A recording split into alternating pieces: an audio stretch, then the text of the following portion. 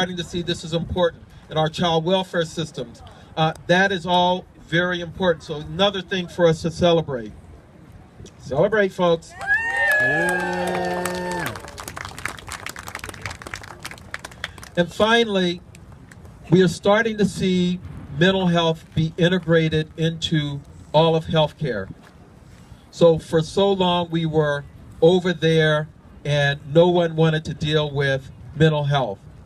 And now, in part because insurance companies have figured out if they really want to control their costs, they have to treat mental illness, because that's one of the biggest drivers of healthcare costs. It's untreated mental illness, untreated depression, anxiety. And so more and more we're being integrated into all of healthcare. Again, that's another very good thing. So let me tell you some of the challenges that I think we still have. And I want to put them, rather instead of talking about them in terms of challenges, let me talk about them in terms of what ifs. Okay? So what if we had a community and a society where stigma didn't prevent people from getting the help that they needed when they needed it? Where stigma didn't prevent families from reaching out for help because they were embarrassed or ashamed? What if stigma didn't prevent people from walking through the doors of our treatment programs and our services so that people could get the help that they need? So addressing the issue of stigma is a huge, huge challenge that we still face. What if we had not just parity in funding, but parity in the way we dealt with mental health issues? And so here's something that I think is really important for us to think about as we think about our advocacy. We talk a lot about having equal funding, and that's really, really important. But you know what I spend most of my time thinking about these days is how do we help mental health be treated like other health conditions? So let me give you an example. If there were a flu epidemic in Washington, or you name the city, we wouldn't deal with that issue by building more hospitals, right? To treat people. What would we do? We would say, what are some of the things to what? Prevent. Wash your hands. We would say, wash your hands, right? We would say, take a flu shot. We would do a lot of other things before we would think about the back end.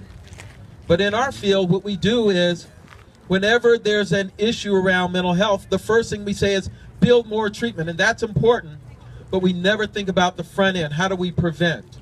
And I heard the stories, the personal stories today of things that have happened to people and not getting the help until they were well into a crisis. And so if we really want parity, we have to think about how do we help move our field to deal with these issues from a public health standpoint, to prevent, to get into helping people much earlier in the process. The third thing is, what if we were to have a community where people recognized and knew how to help people as they were going through a mental health crisis? How many people here know CPR? Okay? If we ask the same question of, in any audience, how many people know what to do when someone says, you know, I'm thinking about killing myself? Most people, in this audience, yes, most people will know what to do. But I can tell you, in most audiences, they don't know what to do. And so what we have to do as a community, I believe, is to spend more time creating mental health literacy so that people know what to do in the same ways that we know what to do when we have physical health challenges. And what if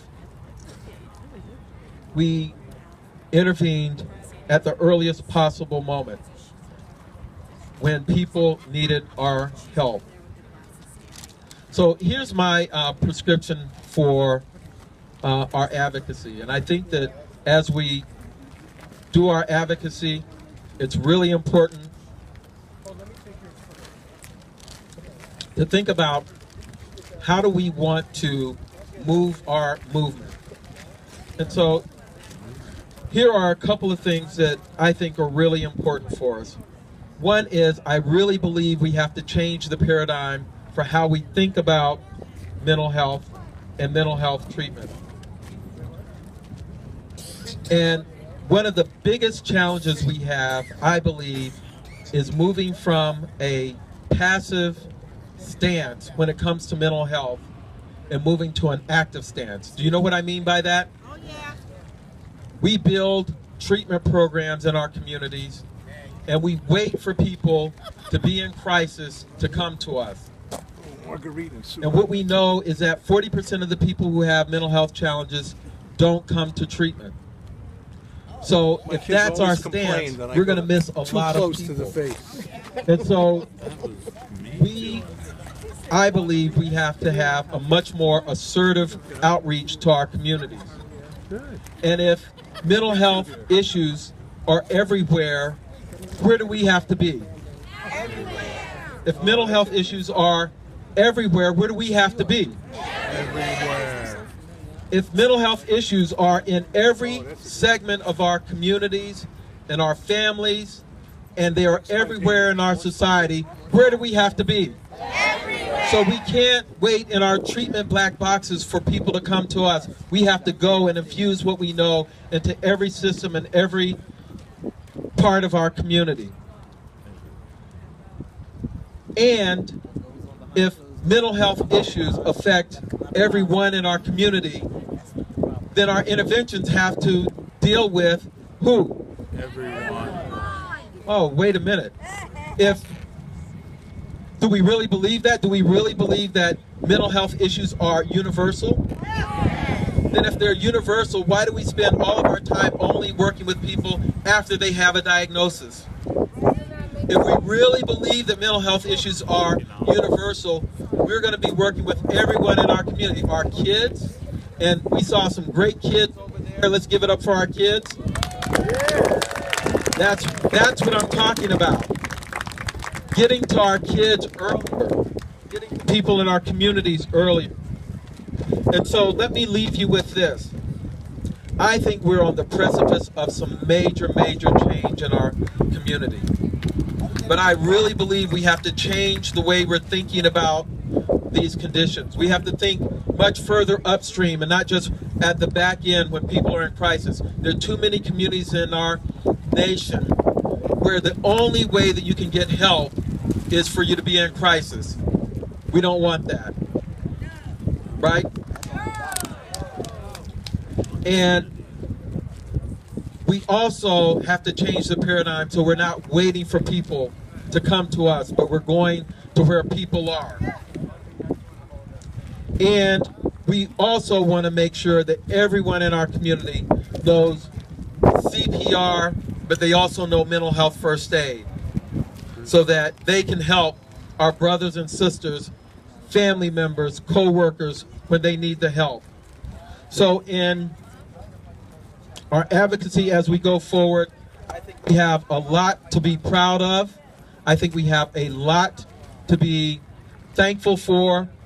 And I hope that as we go forward, that we can think back 10 years from now and see these pioneers who were the genesis of a major movement in this country to change how we think about, how we deal with, and most importantly, how we love on people who have mental illness, who have mental health challenges.